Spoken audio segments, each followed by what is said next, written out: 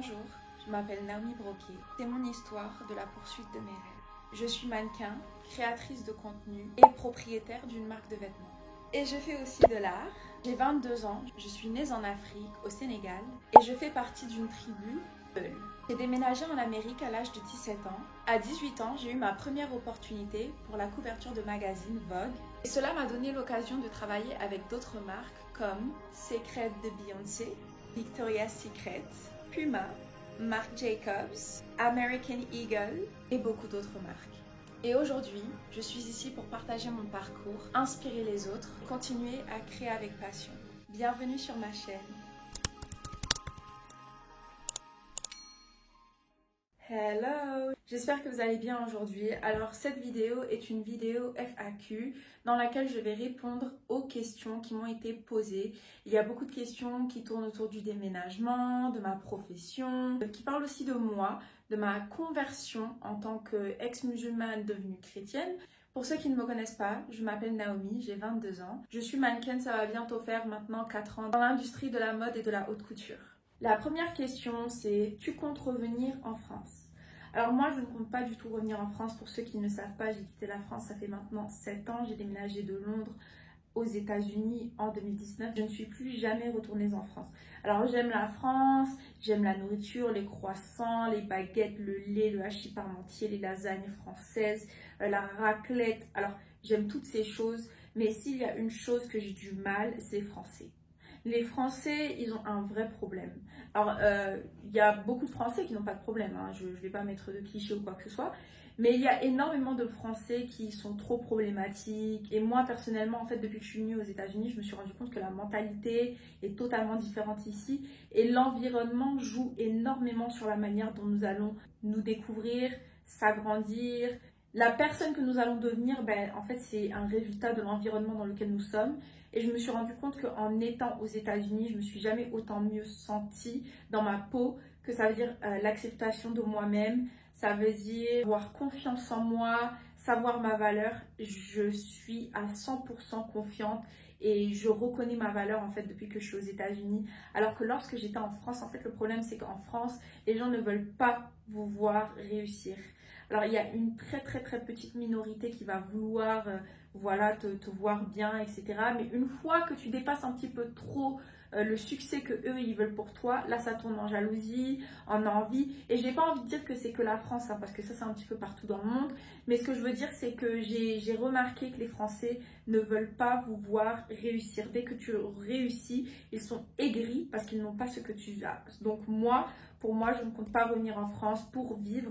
Par contre, pour venir en vacances, il n'y a pas de souci, 1 semaine, 2 semaines, sans problème.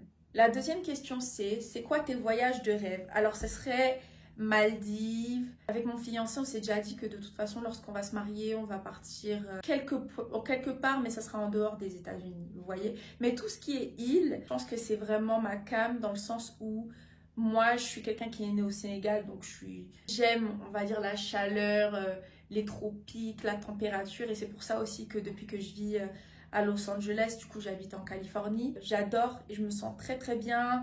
J'ai l'impression que ma vraie couleur de peau ressort. Là, je suis toujours claire, hein. Je suis toujours claire, mais on voit que je suis métissée, alors que quand je vivais à New York pendant l'hiver, j'étais pâle, j'étais blanche. Depuis que je suis ici, ça me fait du bien de voir du soleil, la plage est juste à côté de chez moi. Vraiment, c'est top. Question numéro 3. Quel changement es-tu en train de vivre en ce moment? On te soutiendra. Alors pour ceux qui ne le savent pas, je suis une ancienne ex-musulmane. J'ai trouvé Jésus-Christ pendant le mois du Ramadan. Je dis le mot trouver, ça veut dire que Dieu s'est révélé à moi pendant le mois du Ramadan. Et donc, en fait, ces changements ont fait que vis-à-vis du choix religieux que j'ai fait, j'ai été reniée par ma famille. Donc, c'est en train de changer petit à petit. Mais voilà, c'est un grand changement qui s'est fait dans ma vie, qui a été très dur. Pas le fait que j'ai changé de religion, parce que je suis heureuse de dire que je suis chrétienne. Et vraiment, si j'aurais pu être chrétienne il y a bien longtemps, je l'aurais fait. On me demande, est-ce que le monde du mannequinat a été dur à atteindre pour toi et est-ce que la concurrence est rude? Moi, ma carrière de mannequinat, en fait, elle est partie en montée directement. Moi, pour ceux qui ne le savent pas, j'ai commencé le mannequinat, ça fait bientôt 4 ans. Et mon premier job en tant que mannequin, ça a été une couverture pour Vogue. Et je vais vous le mettre ici. Ensuite, à partir de là, j'ai fait Marc Jacobs. J'ai marché mon premier show de la Fashion Week. J'ai fait Aritzia. Quand j'étais à New York, j'ai fait Levi's. J'ai fait Ulla Johnson. J'ai fait Saks of Fifth. J'ai fait beaucoup de bon travail. En général, les mannequins, il y a beaucoup de mannequins d'ailleurs. Il y a énormément de mannequins. Vous allez vous dire non, mais peut-être pas. Il y a énormément de mannequins dans différents markets. Donc, market, c'est les différentes localisations. Donc, il y a New York, il y a Milan, il y a l'Allemagne, il y a la Californie. New York, il y avait trop de mannequins. Pas au départ. Au départ, quand j'ai commencé, il n'y avait pas autant de mannequins. C'est pour ça que le travail, ça venait vraiment comme ça. J'ai dû faire une pause dans ma carrière de mannequin parce que j'ai dû me faire opérer de la jambe, du pied spécifiquement, parce qu'il y a eu un bout de verre qui a migré jusqu'au nerf de mon pied. Enfin, ça a été tout un truc. Mais du coup, j'ai dû mettre ma carrière en pause et ma mère, entre-temps, elle a eu le cancer, ce qui a fait que voilà, c'était un mix des deux, je ne pouvais pas continuer. Ensuite, j'ai repris, j'ai fait directement Victoria's Secret. Coach, c'était avant, j'ai fait Victoria's Secret. Avant qu'il y ait eu le problème à mon pied, j'avais fait une autre couverture pour Vogue. J'ai fait un magazine aussi pour Dazed and Confused. Niveau concurrence, en fait, le truc, c'est que quand un client veut d'un mannequin, ce qui va se passer, c'est que les agences, et dites-vous, il y a peut-être une vingtaine d'agences dans chaque ville métropolitaine. Ce qui va se passer, c'est que le client va dire, alors on aimerait une fille aux cheveux bouclés, de préférence avec un grain de beauté sur le visage, qu'elle fasse 1m77, qu'elle ait des hanches. Et maintenant, ce qui se passe, c'est que chaque agence va prendre dans leur board, et donc leur board, c'est le groupe de combien de mannequins ils ont différentes sections. Donc, ils ont la section skinny, la section curvy, et puis la section influenceur, etc. Et donc, eux, ce qu'ils vont faire, c'est qu'ils vont faire un package, donc un paquet qu'ils vont envoyer au client. Le client va choisir, ils vont voir la diversité de mannequins qu'il y a. Et maintenant, ce client, dépendant de quand lui, il va faire ses recherches, il va aller voir ton Instagram, ta personnalité, voir ton ancien travail, etc. Il va te choisir en fonction de ça. Et c'est pour ça que lorsque tu reçois une demande de mannequinat, donc ça va venir en tant qu'option, ça te dit option. Ensuite, lorsque tu as confirmé le travail, c'est là que tu sais que tu vas partir aller travailler pour ce client spécifiquement, ça va te dire option confirmed. Pour vous dire, oui, le mannequinat, c'est très dur. Les gens pensent que tout est offert sur une assiette en argent ou en or, alors que rien n'est offert. Et il faut savoir que lorsque tu es mannequin, il faut que tu saches dépenser. Alors, vous avez un compte bancaire avec une agence, ok, eux, ils vous ouvrent un compte bancaire. Et chaque fois que vous devez prendre un hôtel, un billet d'avion, un truc du genre, pour un déplacement, il faut savoir que ce n'est pas tous les clients qui vont payer pour ton déplacement parce que certains clients, en fait, ils payent vraiment bien, donc ils ne vont pas payer pour le reste. Donc, vous avancez de l'argent et vous allez devoir payer votre billet et vos hôtels et vous allez devoir rendre l'argent lorsque le client vous a payé. Vous voyez ce que je veux dire? Et ce qui fait que vous pouvez très rapidement monter et être en dette. Et donc, c'est pour ça qu'il y a énormément de mannequins qui sont endettés. Aussi, par mois, ils vous prennent de l'argent. Les agences prennent de l'argent par mois dans votre compte bancaire pour être sur leur site. Pour les cartes, vous avez une carte. Et donc, cette carte, vous devez les ramener au truc de casting, etc. Donc, pour que le client voit votre taille, votre Instagram, vos mensurations. C'est vraiment, faut savoir se sacrifier. Et beaucoup de temps, ils vont vouloir que aussi vous puissiez investir dans votre propre look. Donc, vous allez devoir changer votre garde-robe. Moi, rien que lorsque j'ai commencé le mannequinat, j'ai peut-être dépensé presque 2000 $ pour changer ma garde-robe entièrement. Les coupes de cheveux, les coiffures, il faut aller au salon, se faire couper les cheveux. Et puis le mannequinat aussi, c'est pas du tout, les gens pensent que voilà, tu peux faire ce que tu veux, non, pas du tout. Tu ne peux rien faire sans passer par ton agence, tu ne peux pas te faire les ongles sans passer par ton agence, tu n'as pas le droit de te faire des cils, des extensions de cils, tu n'as pas le droit de te tatouer ni de changer ta couleur de cheveux sans leur demander parce qu'à la fin de la journée, tu as signé un contrat et donc tu es l'extension de la marque.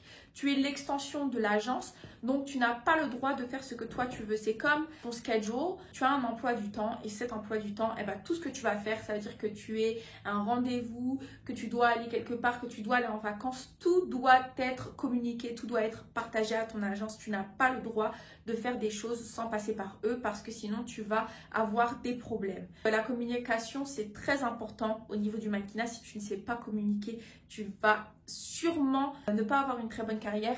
Il y a des personnes aussi qui ne s'entendent pas avec leurs agents.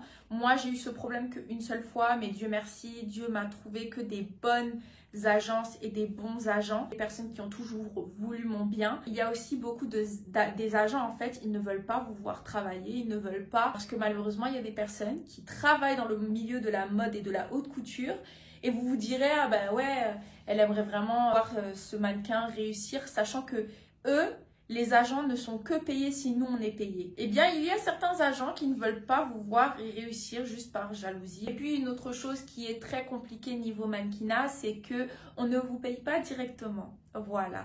Donc, tu vas attendre minimum 3 mois.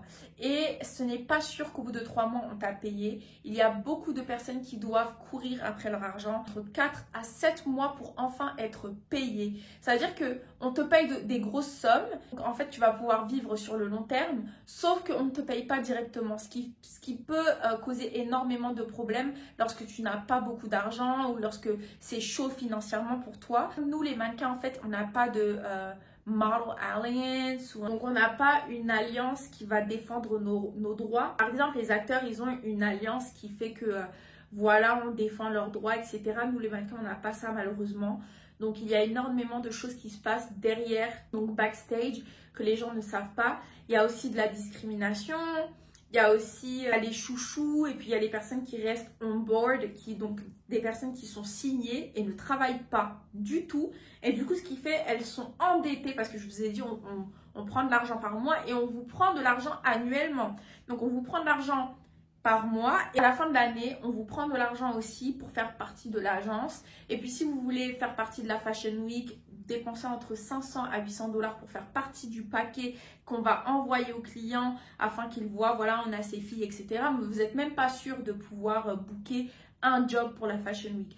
Donc, c'est très compliqué. Ça requiert énormément de force mentale. Ça requiert d'être quelqu'un qui a de la patience parce que si tu n'es pas patient, je te promets que tu peux perdre énormément d'opportunités. Si tu es là, tu cours après tes agents, si ça, tu essayes de leur parler tout le temps, tu as tout le temps un problème, tu vas pas à tes castings à la bonne heure. En plus de ça, ils veulent que vous soyez naturel. Ça veut dire que si tu te pointes avec des faux cils, avec du maquillage, sois sûr que tes agents vont le savoir par les clients que tu viens de rencontrer le jour même. Donc, il y a énormément de choses qu'il faut respecter. Nos réseaux sociaux, c'est une extension pour que nous puissions être bookés. Ça veut dire que si sur les réseaux sociaux, tu te montres d'une certaine manière, un client peut ne pas te booker et ne jamais vouloir travailler avec toi. C'est pour ça qu'il faut avoir une image qui est polie, moderne, pas vulgaire. Tu montres de ta personnalité sans trop te montrer parce qu'ils n'aiment pas quand tu postes que toi, parce que ça fait narcissique. Vous voyez, ils veulent des personnes qui vont montrer un petit peu de tout, qui va être transparente, qui est ouverte. Et donc moi, je pense que je n'ai pas eu de problème par rapport à ça parce que au départ, oui. Au départ, niveau réseaux sociaux, c'était très compliqué parce que vous savez, ceux qui me connaissent ou qui me suivent depuis longtemps, moi, j'ai toujours été quelqu'un qui voulait poster ce que je voulais, ok? Je postais beaucoup, bouger les fesses et tout, voilà, le corps et nanana. Non. Avec le mannequinat, tu ne peux pas faire ça. Avec le mannequinat, tu ne peux pas te dévoiler. Tu n'as pas... Le seul moment où tu peux te dévoiler, c'est si c'est un projet professionnel. Donc moi, quand j'ai fait Victoria's Secret, vous voyez, c'est de la lingerie, etc. Donc là, voilà, on m'a permis de pouvoir poster ces photos sur les réseaux sociaux. Mais lorsque c'est quelque chose qui n'est pas professionnel et que tu veux juste poster une photo, voilà, sexy, tu n'as pas le droit. Tu ne peux pas faire ces choses-là. Et nous, en tant que femmes, et je le dis et je le répète, nous devons nous préserver. Nous devons montrer l'exemple à la génération qui arrive parce que nous sommes dans une génération qui est dysfonctionnelle, les gars. J'étais à Sephora il n'y a pas longtemps, il y a quelques semaines, je vois des petites, elles ont peut-être entre genre 9 à 10 ans et elles sont en train d'acheter des produits skincare, genre pour des femmes qui ont peut-être genre la trentaine.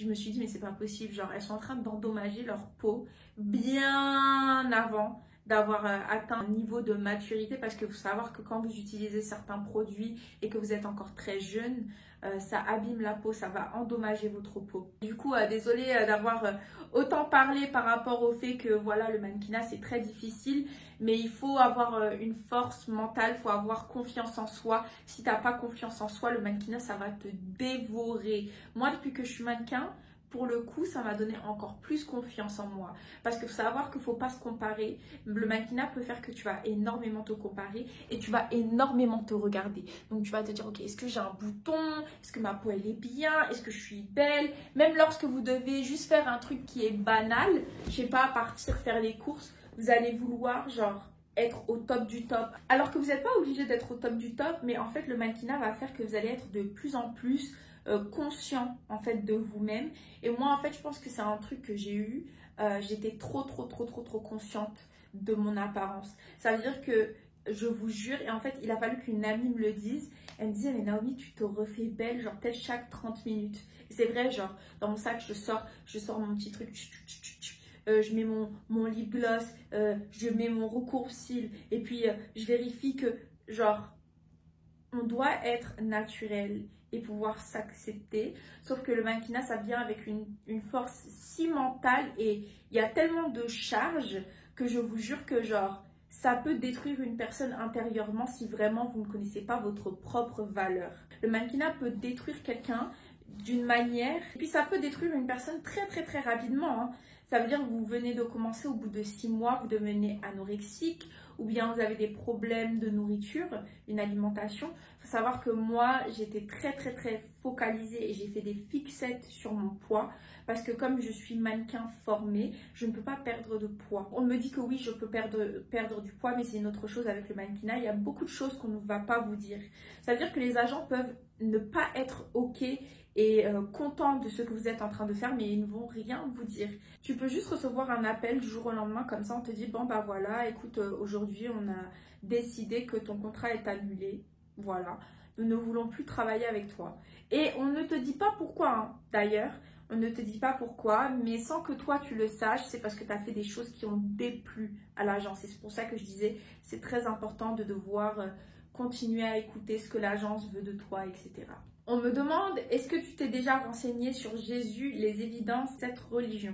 Bien sûr, je me suis totalement renseignée. Il y a énormément d'évidences, énormément de témoignages, des témoignages de famille. Il y a eu énormément de personnes qui, justement, du coup, après la ressuscitation de Jésus, qui ont compris que notre Père était aux cieux et que voilà, il a vraiment son sacrifice qui était éternel pour nos péchés. Et je me suis fortement renseignée et puis on parle là, j'ai ma Bible, elle est ici. J'ai mes papiers qui informent et qui expliquent vraiment bien la religion.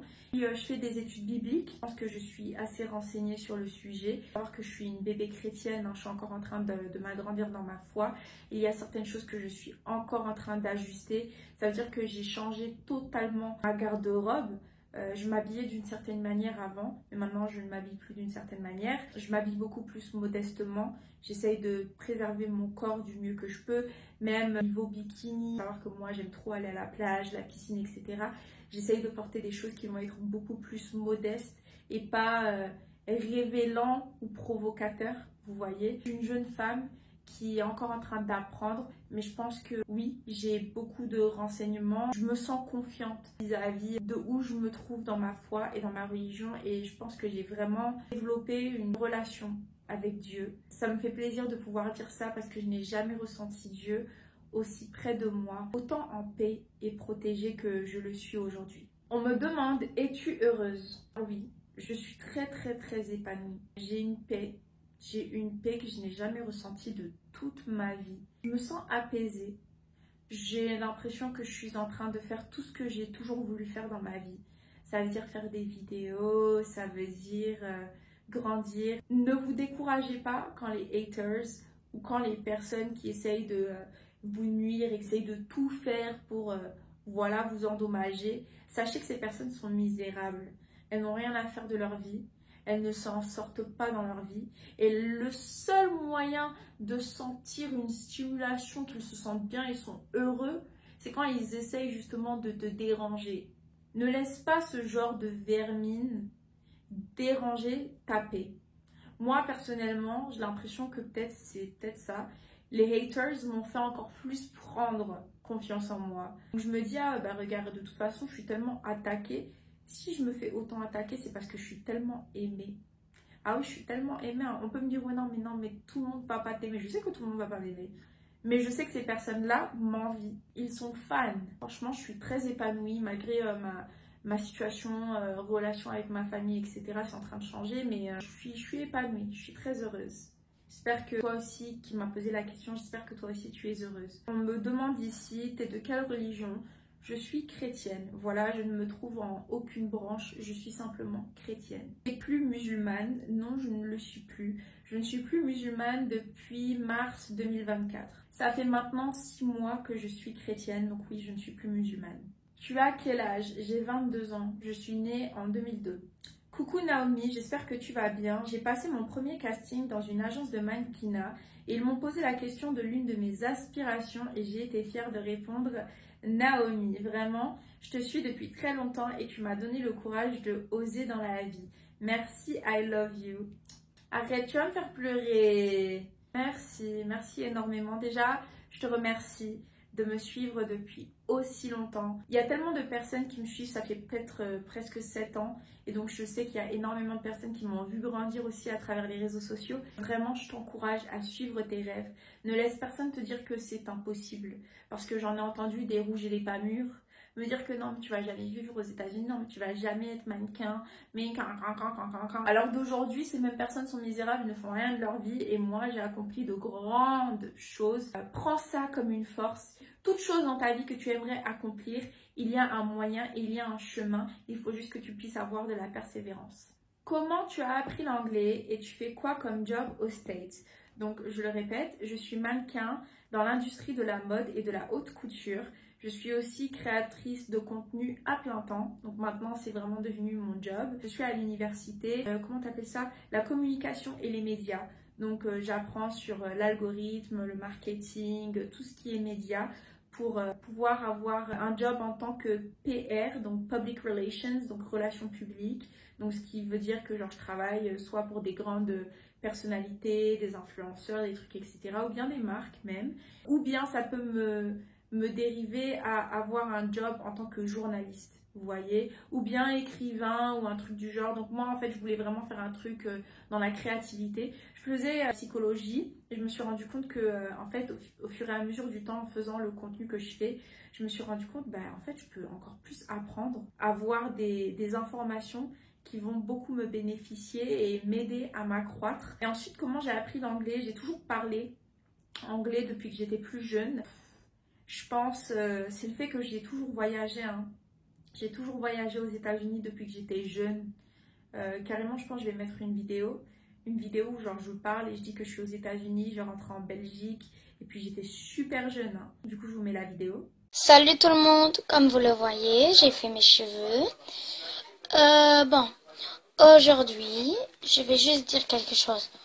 Aujourd'hui, je pars des USA. Je vais aller en Belgique. Je vais retrouver ma maman, je vais être contente. Et je vais vous dire, même si je vais en Belgique, je ferai toujours des vidéos. Parce que moi, j'ai envie d'aller au bout de mon rêve. Si vous avez un rêve, allez jusqu'au bout de votre rêve. Rien ne peut séparer votre rêve, ok? C'est tout ce que j'ai à dire. Merci, bisous. Du coup, comme je le disais, j'étais super jeune. Le fait que je faisais des allers-retours entre la Belgique, la France, les États-Unis, etc., c'est ça qui a fait que mon anglais s'est amélioré. Quand j'étais plus jeune, je venais aux États-Unis, on m'achetait des bouquins en anglais, traduction français, ça m'a beaucoup aidé. Regarder des films en anglais, sous-titrés français, ça m'a beaucoup aidé. Et puis je faisais, quand j'étais en France, je prenais des cours d'anglais, donc à l'école il y a les cours d'anglais. C'est comme ça que j'ai appris l'anglais. Quelqu'un me dit, force à toi. Eh bien, merci beaucoup, je te remercie. Tu as quel visa pour résider aux États-Unis? Alors pour vivre aux États-Unis, j'ai une green card. C'est une carte de résidence permanente. Je dois obtenir mon passeport, si Dieu le veut, cette année ou l'année prochaine. Je suis ici sous carte de résidence et ça c'est grâce à mon grand-père parce que mon grand-père est américain. La vie est chère aux States. Alors oui, pour vivre ici, il faut déjà avoir la discipline niveau argent, il faut savoir prendre soin de son argent, il faut savoir avoir un budget. Voilà, mois par mois, j'ai toujours un budget, je suis très organisée. Et oui, la vie est très chère aux États-Unis. Lorsqu'on est venu, qu'on a déménagé ici, on a déménagé avec de l'argent de côté et on a tout dépensé. Vraiment, ma mère, elle a peut-être tout dépensé au bout d'un an ou 2 ans peut-être. Non, peut-être un an, je pense. Genre 20 000, il y avait peut-être 20 000 à 30 000 euros qu'on avait quand on a déménagé aux États-Unis. Tout bouffé. Tout bouffé en un an ou presque 2 ans. Du coup. Et puis ça, c'est pour, quand je dis tout bouffer, c'est pour la maison, transportation, nourriture et tout, parce que ma mère, elle n'avait pas de travail à ce moment-là ou quoi que ce soit. Là, maintenant, il y a l'inflation et donc c'est encore plus en train d'augmenter. Il y a de plus en plus de personnes qui quittent leur travail parce que voilà, les salaires ne sont pas autant bien payés et puis les gens ont besoin de payer leur loyer, mais ils ne rentrent pas autant d'argent à la fin du mois. Carrément, là, pour les prochaines élections, c'est un grand sujet. Les gens se posent des questions. Qu'est-ce qui va se passer par rapport au salaire, par rapport à l'inflation? On me demande, quand tu es arrivé au States, tu savais déjà parler anglais? Oui, je savais déjà parler anglais. Depuis très jeune, hein. Ça fait très longtemps que je parle anglais. Alors, on me dit, sache que Jésus t'aime d'une force incroyable. Demande-lui de se révéler à toi et tu verras, il t'aime par-dessus tout. Amen. Il s'est déjà révélé à moi, ma belle. S'il y a une personne sur cette vidéo qui pense beaucoup à la religion, je te demande de demander à Dieu de se révéler à toi, que tu puisses avoir une expérience avec Dieu. Comme moi, j'ai eu une expérience avec Dieu, il s'est vraiment révélé d'une manière qui m'a frappée. Voilà, le jour que j'ai donné ma vie à Christ, c'est le jour où il a ramené sa croix pour se faire crucifier. Et ça, je l'ai appris que plus tard dans la journée. Donc ça a été vraiment quelque chose que je pourrai jamais oublier de toute ma vie. Pourquoi tu as perdu ta famille? Ils ne sont pas chrétiens. Non, ma famille n'est pas du tout chrétienne. Alors, mon papa biologique, lui, il est chrétien du côté du coup de ma grand-mère. Ils sont tous chrétiens. Ma grand-mère était catholique, si je ne me trompe pas. Ma famille n'est pas du tout chrétienne au niveau du côté de ma maman. Et pourquoi cette année, vous êtes toutes reconverties au christianisme? Qu'est-ce qu'il vous arrive? Alors, c'est pas une trend de devenir chrétien. Dieu, en fait, il a un temps pour chacun lorsqu'il va vraiment se révéler. Et il faut savoir que c'est pas tout le monde qui va être sauvé. Mais ces personnes qui se sont reconverties au christianisme sont des personnes à qui Dieu s'est révélé. Il y a quelque chose qui a changé, tu rayonnes. Merci beaucoup. C'est l'amour de Dieu qui est en moi. Non seulement c'est l'amour de Dieu en moi, mais c'est la foi que j'ai en lui. C'est tout ce qu'il est en train de m'apprendre qui fait que je suis la personne que je suis à l'heure d'aujourd'hui. On me dit, je suis tellement contente pour toi, gloire à Jésus, qu'il te fortifie. Amen, ma sœur. Moi aussi, je suis musulmane. Le christianisme m'a toujours interpellée. Et en tant que musulmane, j'ai toujours voulu être avec un chrétien. C'est bizarre. Alors, ma sœur, moi, je te dis simplement, le fait que tu es musulmane et que tu as toujours eu des questions par rapport au christianisme ou juste être intéressée, juste demande à Dieu de se révéler à toi. Moi, je sais que je voulais trop porter la croix et tout. Et puis, bon, ma mère, elle voulait pas du tout que je porte la croix, du coup. Il y avait des moments où je tapais sur Reddit, en fait, l'histoire de Jésus. Je voulais grave voir les films de Jésus et tout. Genre, ça, c'est vraiment... En fait, je pense que plus Noël se rapproche chaque année, plus je pense à Jésus. C'est vraiment ça. C'est ça qui a fait que je me posais beaucoup de questions. Comme je l'avais expliqué dans mon témoignage, j'ai fait une vidéo témoignage. Vous pouvez aller regarder, j'ai une vidéo par rapport à mon témoignage en tant qu'ex-musulmane et j'ai fait une partie 1 et une partie 2. Je venais de la mosquée avec mon petit frère il y a 3 ou 4 ans de là et je lui disais en gros comment je me sentais pas bien dans la religion musulmane. Il m'a dit que ça allait passer, c'est jamais passé. Et ça, c'est vraiment le fait que même t'aimerais être avec un chrétien. Pose-toi des questions. Ok? Je t'encourage vraiment à demander à Dieu que s'il est le vrai Dieu qui est mon Dieu, donc Jésus-Christ, qu'il se révèle à toi, que ce soit par vision, que ce soit par songe, donc un rêve, que ce soit par quelque chose qui se passe d'expérimental, il se révélera à toi. Juste simplement demande-lui. N'écoute pas les gens, Jésus t'aime, la Bible enseigne l'amour et le pardon, parle le lieu. Il va t'exaucer, t'es sa fille, il te laissera jamais tomber. Voilà. Even if my father or mother forsaken me, God will never forsake me. Vraiment, j'écoute pas les gens. J'ai compris que de toute façon, aimer Jésus-Christ, trouver Jésus-Christ, c'est ne pas être aimé de tous. Parce qu'il a dit que vous serez détestés en son nom.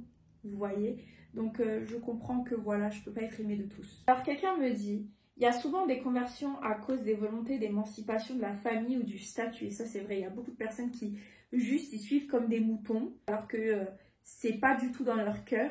et ils n'ont pas de relation avec Dieu, mais ils le font juste, et vraiment ça c'est hypocrite, vous voyez, c'est être hypocrite envers soi-même.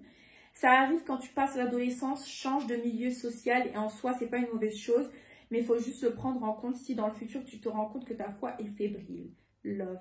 Alors ma foi n'est pas du tout fébrile, j'ai pas du tout, on m'a carrément posé la question, on m'a dit ouais, si tu avais la chance là de redevenir musulmane et que ton fiancé était musulman, est-ce que tu redeviendrais musulmane? Non. Non, c'est pas la vérité, je suis désolée, ce n'est pas du tout la vérité. Pourquoi deviendrais-je à nouveau musulmane si être musulman n'est pas le chemin de la vérité ni de la vie? Pour moi, non. Et tu penses quoi des gens qui sont musulmans et qui pensent être dans le bon chemin? Faut prier pour eux. Faut prier pour frères et sœurs parce qu'à la fin de la journée, il y a beaucoup de personnes qui juste savent pas la vérité. Et moi, j'étais quelqu'un qui n'était pas dans la vérité. J'étais la première à vouloir essayer de faire la savante du coin. Malheureusement, quand tu as grandi dans un environnement qui te modèle d'une certaine manière ou que tu es entouré de beaucoup de personnes qui sont d'une même religion, eh bien c'est très dur d'en sortir parce que tu ne peux pas voir la vérité. Il faut que tu puisses vraiment te tourner vers Dieu et prier, demander à Dieu de se révéler à toi si tu as des doutes. Maintenant, moi je prie pour les membres de ma famille, qu'ils puissent voilà, trouver la foi. Ça ne change pas le fait que je les aime. J'ai une question. C'est connu que l'islam est une religion très violente et très extrémiste. Est-ce que tu as quitté la religion pour la violence de la religion? Est-ce que le conflit palestine-israélien a fait comprendre plus de choses? Est-ce que c'est ça qui t'a fait partir? Un avis sur le conflit. Je ne suis pas quelqu'un qui parle niveau politique ou de ce qui se passe dans le monde, mais ce qui est en train de se passer, c'est de la méchanceté. Dieu ne va pas jouer avec les innocents qui malheureusement sont en train de perdre leur vie alors qu'ils n'ont rien demandé. Alors, le fait que la religion musulmane est violente, oui, c'est ça qui a aussi fait que je suis partie. Parce que quand j'ai commencé à de plus en plus lire mon Coran et que je vois dans le Coran, ça dit qu'un homme, il a le droit de châtier. Il a le droit de châtier sa femme, juste que peu importe, hein, que ce soit qu'il ait peur que voilà, elle va se rebeller ou quoi. J'ai dit, mais c'est quoi ça? Comment ça, tu as le droit de châtier ta femme? Puis quand j'ai vu qu'une femme, elle n'est pas égale à un homme, que pour qu'une femme soit égale à un homme, il faut deux femmes réunies. Genre, à quel moment on est censé être égaux? Donc je comprends pas. Il y avait trop de choses que le prophète Mohammed il a fait, ça m'a dégoûté. J'ai dit genre comment est-ce qu'on peut prier un prophète qui fait des choses comme ça, genre. Pour moi c'était inconcevable. Tu t'es baptisé, sinon est-ce que tu veux? Si oui, qu'est-ce que ça a changé? Alors oui, je me suis baptisée, c'était vraiment le nouveau chapitre de ma vie, que j'ai été entièrement pardonnée. Tu es une nouvelle créature en Christ et tu as été pardonnée de ton passé et ça en fait ça m'a vraiment alléviée. J'avais déjà de l'amour pour moi-même. J'ai commencé à avoir un amour pour moi que je n'avais pas par le passé. Et en fait, j'ai compris que Dieu, il est tellement bon. Et il m'a fait passer par toutes les choses que j'ai traversées pour que ça puisse faire partie de mon témoignage. Vraiment, je pense que ça a changé qui je suis. Je suis vraiment impliquée dans ma religion. Pas spécifiquement la religion simplement parce que être chrétien, c'est pas la religion, mais c'est la relation que tu as avec Dieu. C'est comment tu es dans l'intimité lorsque tu es avec Dieu. Est-ce que tu te tournes vers lui que quand tu as besoin de lui ou est-ce que tu te tournes vers lui lorsque tout va mal et lorsque tout va bien? Des tips pour améliorer son anglais. Alors les tips que j'aurais pour toi, c'est de lire, il y a des livres anglais, traduction anglais et puis la traduction française. Ça m'a énormément aidé parce que du coup, tu lis encore et encore et encore, ton cerveau va enregistrer directement. Je te dirais aussi de faire Duolingo. Tu peux faire celui où tu ne payes pas la plateforme. Regarde des films en anglais et sous-titrés en français parce que ce qui va se passer, c'est que ton oreille va assimiler certains mots à certains sons et du coup, tu vas pouvoir enregistrer le mot spécifiquement et comprendre en fait. Et du coup, au fur et à mesure, plus tu vas regarder un film avec la traduction et plus tu vas comprendre, même sans la traduction. Comme ta famille t'a renié, est-ce que tu regrettes d'être devenue chrétienne? Pas du tout. Moi, je suis très très très heureuse d'être devenue chrétienne. Je remercie même ce qui s'est passé avec ma famille parce que j'ai l'impression que Dieu travaille sur ma patience, il travaille sur le pardon, il travaille sur l'acceptation, que je n'ai pas le contrôle de toutes les choses autour de moi, de tous les aspects de ma vie. Et donc, comme j'étais aussi dans certaines pratiques qui ne sont pas de Dieu, je n'avais pas confiance en lui et j'avais plutôt, comme j'avais la compréhension de choses qui venaient à venir, eh bien je ne lui faisais pas du tout confiance. Je n'ai jamais eu la relation avec Dieu. Et donc maintenant je peux dire que j'ai une relation et non, je ne le regrette pas du tout.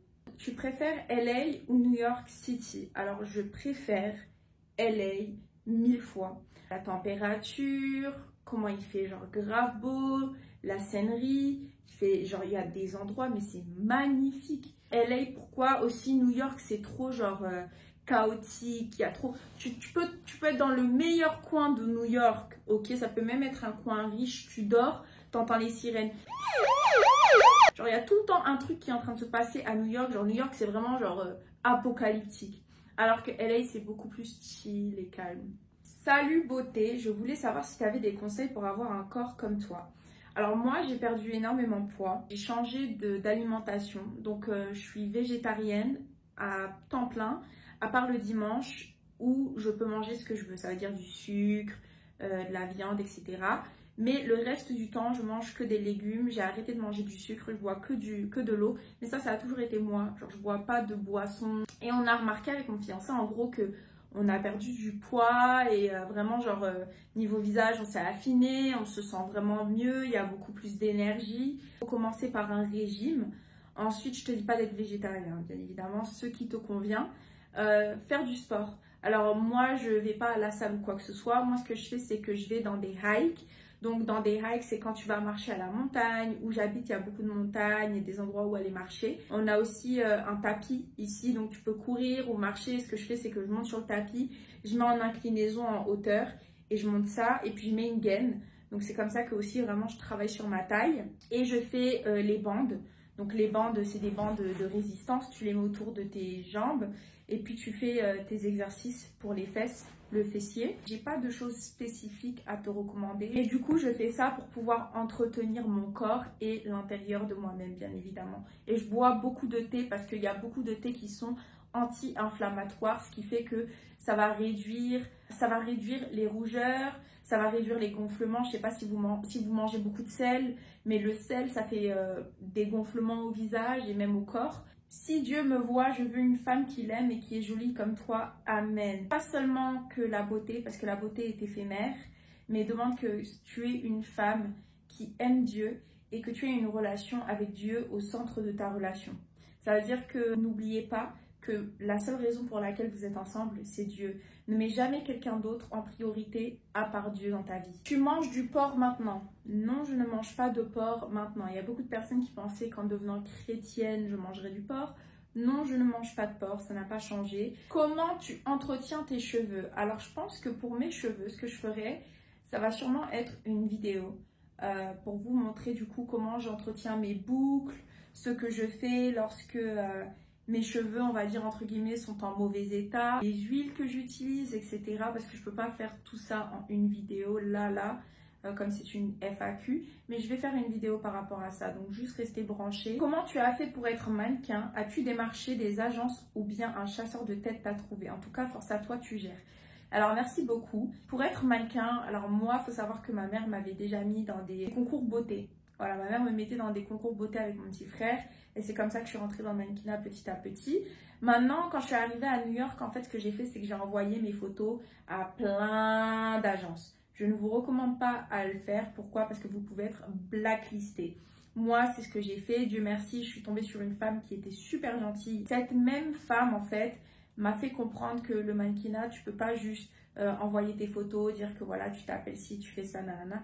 Ils sont très dans le critère et malheureusement, si tu envoies des photos qui ne te mettent pas en valeur, eh bien on peut ne pas te prendre. Elle a reçu des photos de moi et les photos là ne me mettaient pas en valeur, mais il y a une photo spécifiquement qui a fait qu'elle a cru en mon potentiel et c'est là qu'elle m'a pris. Après que j'ai envoyé cet email, elle m'a donné rendez-vous. J'ai voyagé de Boston à New York avec ma mère et mon petit frère. J'ai été rencontrer cette agence et elle m'a offert un contrat. Comment être une bonne chrétienne? Alors si j'avais quelques conseils, c'est vraiment avoir ta relation avec Dieu en premier. Ce serait ça, de te repentir, de demander à Dieu pardon tous les jours, que ce soit pour des choses banales que tu aies fait ou que tu n'aies pas fait, quelque chose que tu as fait qui n'est pas en son alignement ou qui n'est pas dans sa parole, demande-lui pardon. Il est miséricordieux, il l'a dit dans 1 John 3, verset 1. Je pense que c'est très important d'avoir un style de vie dans lequel on se tourne et peu importe ce qu'on traverse, on lui demande de nous accompagner, de nous donner la paix et de nous pardonner. Donc moi, je pense que c'est comme ça que j'ai eu beaucoup plus de facilité à continuer à avancer dans ma vie sans avoir de regrets. Je te dirais aussi d'apprendre à avoir un langage soutenu. On est la réflexion de Dieu et tout ce que nous disons, on doit essayer de rester positif. Tu ne peux pas parler négativement de toi-même parce que Dieu, il est à l'intérieur de nous aussi. Donc on a l'Esprit de Dieu et on a Dieu. Donc on appelle ça le Holy Spirit et il y a Dieu. C'est pour ça que parfois il nous donne certaines informations. C'est l'Esprit de Dieu qui nous donne des informations à travers nous. Je ne peux pas parler de toi d'une manière négative, sachant qu'on est un vaisseau de Dieu. L'Esprit de Dieu qui réside en toi, il ne faut pas oublier qu'il est bon et Dieu, il est bon. Donc tu es une bonne personne aussi, tu es aimé de Dieu, tu as la grâce de Dieu. Il n'y a que le diable qui va te faire croire que tu n'es pas aimé de Dieu. Le diable, en fait, est un menteur. Le diable, il vient pour tuer et pour détruire et pour voler. Au seul moment où tu vas commencer à dire des choses négatives, en fait, c'est le diable qui va t'attaquer et essayer de faire en sorte que tu puisses faire de toi-même une victime et que tu aies de la pitié pour toi-même ou que tu aies la pitié des autres. Sauf que l'esprit qui est en toi est plus fort que l'esprit qui est en dehors de toi dans le monde. Ensuite, je te dirais de faire toutes les choses que tu fais avec amour et avec gentillesse. Reflète tout ce que Dieu il était. Donc, sois une bonne personne.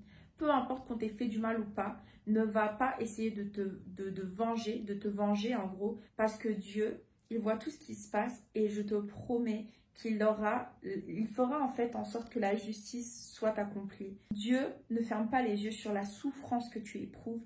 Dieu ne ferme pas les yeux sur les larmes qui coulent de tes yeux, qui sont des prières que tu n'arrives pas à mettre en mots. Dieu, il le voit en fait. Reste une bonne personne et continue d'honorer Dieu. Et ta relation avec Dieu, c'est ta relation avec Dieu. Et ne te juge pas toi-même parce qu'il n'y a que Dieu qui peut te juger. En tant que chrétienne, puis-je me marier avec un musulman? En tant que chrétienne, tu ne peux pas te marier avec un musulman. Parce que tu ne seras pas égale.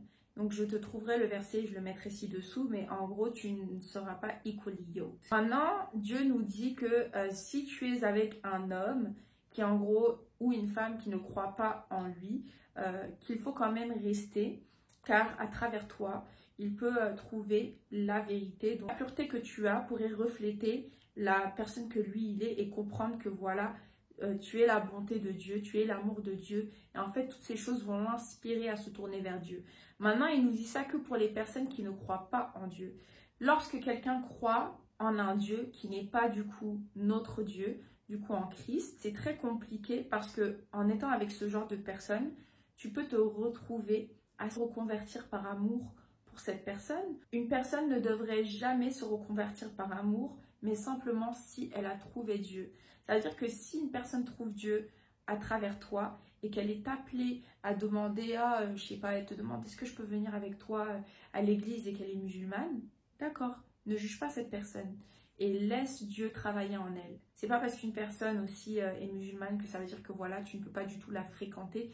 Tu ne sais pas pourquoi Dieu te met dans la vie de cette personne. Il peut t'utiliser pour qu'à travers toi, cette personne puisse le trouver lui aussi. Quelqu'un me demande comment se convertir au christianisme. Pour se convertir au christianisme, il faut que tu puisses faire la prière du salut, reconnaître qui est Dieu, reconnaître que nous sommes tous pécheurs et que nous avons tous besoin de rédemption et que c'est pour ça que Jésus est mort à la croix pour nos péchés. Romains 3, verset 23 nous dit « Car tous ont péché et sont privés de la gloire de Dieu. » Il faut que tu puisses croire en Jésus-Christ qui est le Fils de Dieu.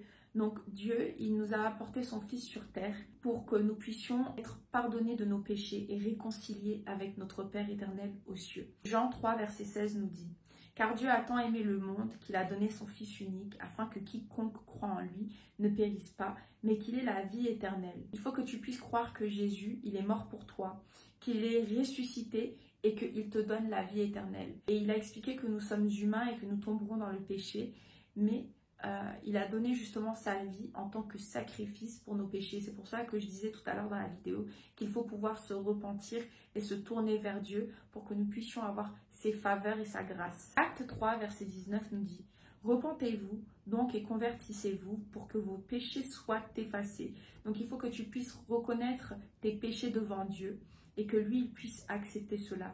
Et il a dit je le mettrai le verset Corinthiens, que toute nouvelle créature en Christ, en gros nous sommes pardonnés et nos péchés ont été effacés. Pour devenir chrétien ou chrétienne, il faut aussi que tu puisses accepter Jésus en tant que sauveur et en tant que Seigneur. Donc il y a la Trinité, et la Trinité c'est le Père, le Saint-Esprit et Jésus. Et c'est qu'un, c'est Dieu. Voilà un exemple de prière. Seigneur Jésus, je reconnais que je suis pécheur et que j'ai besoin de ton pardon. Je crois que tu es mort pour mes péchés et que tu es ressuscité. Je t'accepte comme mon Seigneur et Sauveur personnel. Guide ma vie et aide-moi à te suivre tous les jours au nom de Jésus-Christ. Amen.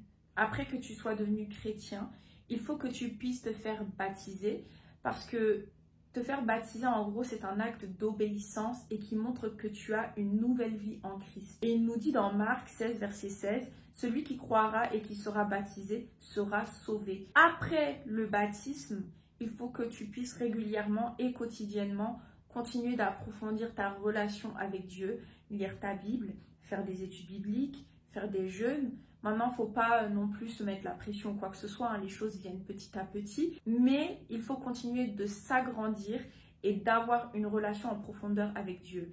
Et à partir du moment où tu donnes ta vie à Dieu, Dieu continuera de se révéler à toi. Quel livre, hormis la Bible, puis-je lire pour apprendre les bases sur le christianisme? Alors, je n'ai pas de livre spécifique pour toi, mais il y a une application qui s'appelle Get Questions.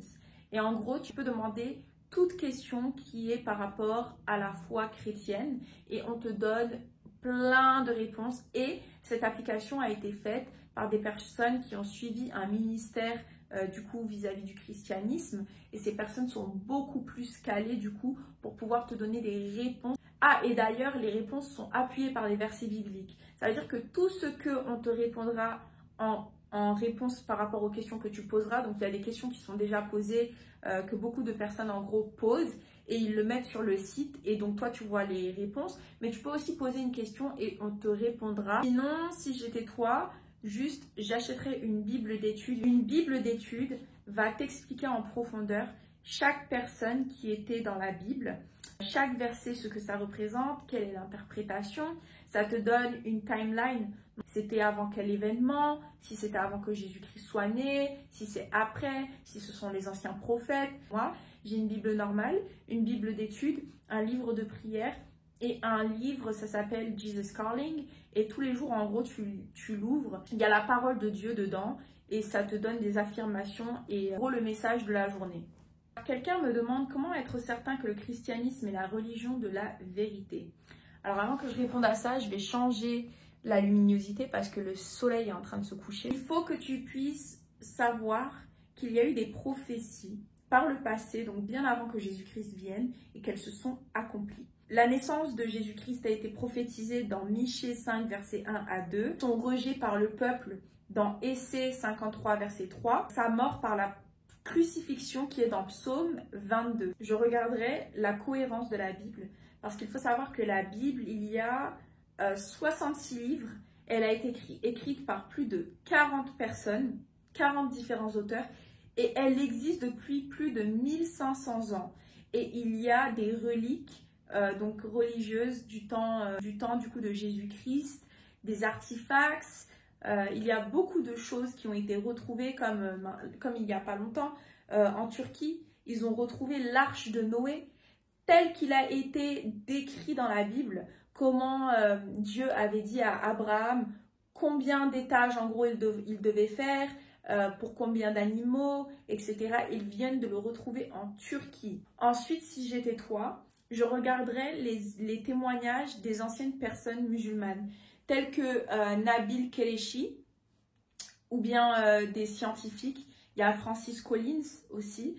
Je te dirais vraiment d'écouter les témoignages des personnes qui étaient d'une ancienne religion et qui sont devenues chrétiennes. Pour savoir si le christianisme est la vérité, il faut que tu puisses avoir un cœur ouvert, mettre ça en prière et faire des recherches intellectuelles. On me demande, est-il obligatoire de fêter Pâques, Noël et la Pentecôte? Alors ma réponse va être biblique. L'apôtre Paul, il nous a expliqué qu'en gros, il ne faut pas juger quelqu'un qui célèbre justement certaines fêtes. Nous avons le choix si nous le voulons, mais ce n'est pas obligatoire.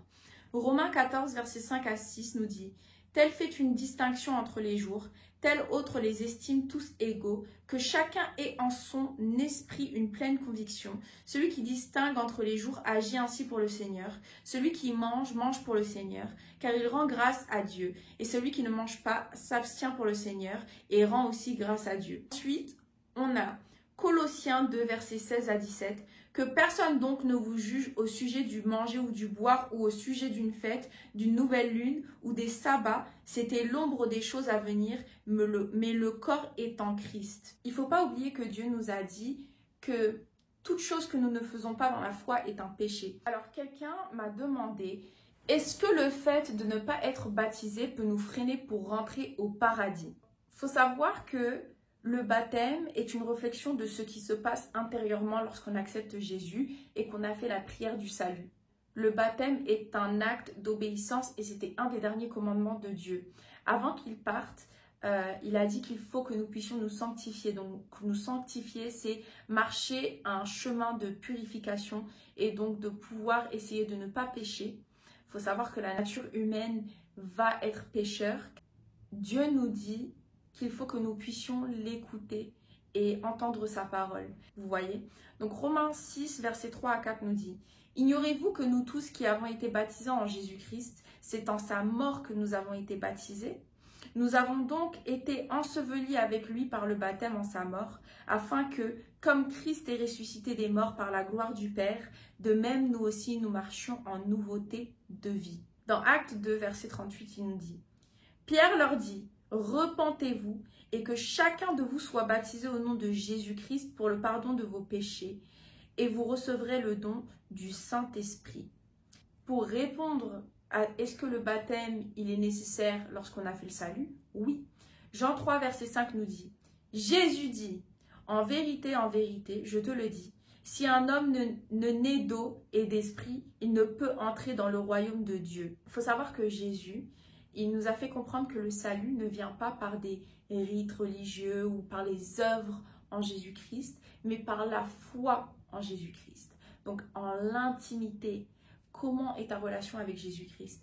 Comment est-ce que tu avances dans ta marche avec Dieu? Paul, il insiste plusieurs fois et il nous dit dans Éphésiens 2, versets 8 à 9, « Car c'est par la grâce que vous êtes sauvés, par le moyen de la foi, et cela ne vient pas de vous, c'est le don de Dieu. Ce n'est point par les œuvres, afin que personne ne se glorifie. » Quelqu'un me demande comment c'est la vie à New York. Alors c'est bien quand tu travailles pour une compagnie ou bien que tu as une carrière de mannequin, mais c'est très cher.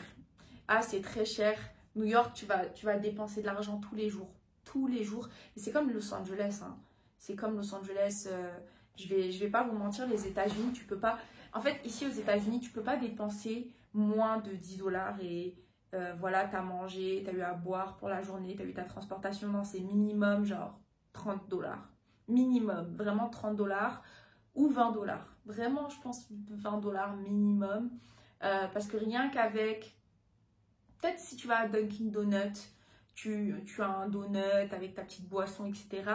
Mais tu peux pas manger un gros plat, faire ce que tu veux avec 20 € plutôt. Vous voyez? Genre, les États-Unis, ouais, faut pouvoir dépenser. Après, il faut savoir aussi qu'on a des taxes et tout ce que vous payez ici, ça veut dire une bouteille d'eau, une boisson énergisante, à manger, il y a des taxes. Et les taxes, je vous jure, plus vous achetez des choses, genre, plus c'est en gros, plus les taxes vont augmenter. C'est-à-dire, genre, tu commandes un truc sur Amazon, genre 8 choses, eh ben, les taxes vont être genre super grandes. Ou bien tu vas à Sephora et tu achètes des produits beauté et genre tu achètes 8 choses à Sephora, les taxes sont grandes. C'est une dinguerie. Alors que je me souviens quand on était à Londres, il y avait 0 taxe. Genre tu payes ta bouteille si elle est à 3 pounds, c'est 3 pounds. Il n'y a pas plus, il n'y a pas moins. 3 pounds. Tu peux nous parler un peu de ta skin routine. Vraiment, tu as une peau magnifique. Alors, merci beaucoup. J'ai fait une vidéo sur ma skincare coréenne. Alors, elle est en anglais, mais je vous montre les produits que j'utilise. C'est quoi ton parcours professionnel? Que ce soit dans la mode, l'influence ou plus récemment la musique, si je ne me trompe pas.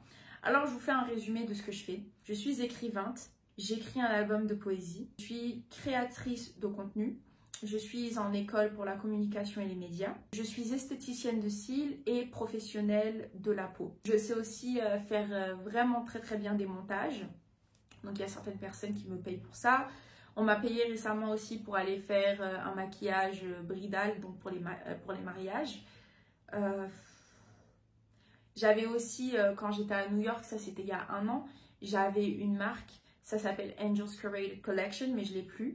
Mais en gros, je vendais des habits vintage qui étaient vraiment genre des pépites. Genre j'avais des trucs des années 2000, des grosses boots baby fat.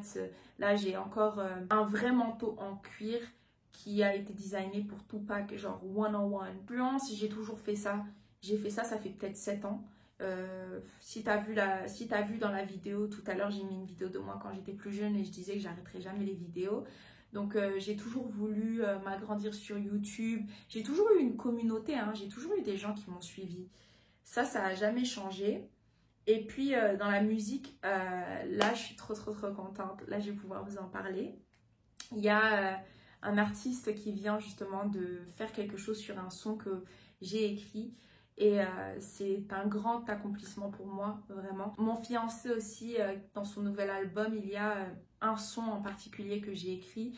Du coup, dans le monde de la musique, ça bouge petit à petit, hein. Je vais pas dire je suis focalisée sur la musique ou quoi que ce soit, mais j'essaye de toucher un petit peu à tout. Mais surtout le fait que moi, je veux pouvoir m'agrandir au niveau créatif, donc pouvoir avoir des relations publiques avec des personnes influençables, etc. Travailler pour des grandes compagnies, bah, c'est pour ça que je touche un petit peu à tout. Et je suis quelqu'un qui aime beaucoup apprendre. Puis niveau professionnel, bah, je fais du mannequinat, ça fait presque 4 ans. J'ai toujours aimé ça, je me sens bien. J'ai des super agents. Franchement, je peux dire que je suis très fière du parcours que j'ai. Je suis fière de ne jamais avoir abandonné ni avoir écouté les avis négatifs des personnes et ce qu'ils avaient à dire sur moi. En tout cas, voilà pour cette FAQ. J'ai répondu à toutes les questions qu'on m'a envoyées. Donc, il n'y en a pas plus ou il n'y en a pas moins. S'il y a d'autres questions que d'autres personnes ont, que vous voulez une partie 2, eh bien, juste dites-moi dans les commentaires si vous avez des questions et j'y répondrai dans une partie 2. En tout cas, j'espère que cette vidéo vous aura plu. Commentez, likez, partagez, ça va m'aider à travers ma chaîne. Abonnez-vous si vous n'êtes pas encore abonné et je vous remercie vraiment de me suivre, d'avoir écouté cette vidéo jusqu'à la fin.